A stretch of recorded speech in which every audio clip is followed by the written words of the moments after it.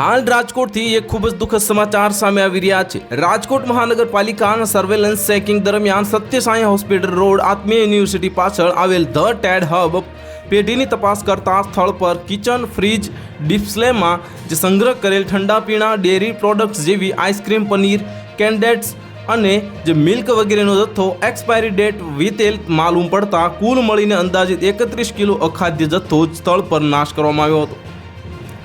તેમજ આ પેઢીને હાઇજેનિક કન્ડિશન જાળવવા યોગ્ય સ્ટોરેજ જાળવવા તથા લાયસન્સ બાબતે નોટિસ આપવામાં આવેલ અને સર્વેલન્સ ચેકિંગ દરમિયાન જયરાજનગર મેઇન રોડ રાધે હોટલ પાછળ 150 રિંગ રોડ રાજકોટ મુકામે આવેલ બજરંગ ડેરી ફાર્મ પેઢીની તપાસ કરતા પેઢીને હાઇજેનિક કન્ડિશન જાળવવા તથા લાયસન્સ મેળવવા બાબતે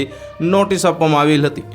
સર્વેલન્સ ચેકિંગ દરમિયાન મવડી રોડ વિશ્વેશ્વર મંદિર પાસે જે રાજકોટ મુકામે આવેલ શ્રી જલારામ ફરસાણ હાઉસ પેઢીની તપાસ કરતા પેઢીને દાજીવ તેલ RUCO દ્વારા નિકાલ કરવા અને છાપાની પસ્તી ન વાપરવા તથા હાઇજેનિક કન્ડિશન જાળવવા બાબતે નોટિસ આપવામાં આવી હતી। આ સર્વેલન્સ ચેકિંગ દરમિયાન ભક્તિધામ સોસાયટી હાઈ સ્ટ્રીટ સામે 150 રિંગ રોડ રાધે હોટલ પાસે રાજકોટ મુકામે આવેલ કોફી સ્ટેન્ડ પેઢીની તપાસ કરતા પેઢીને હાઇજેનિક કન્ડિશન જાળવવા તથા લાયસન્સ મેળવવા બાબતે નોટિસ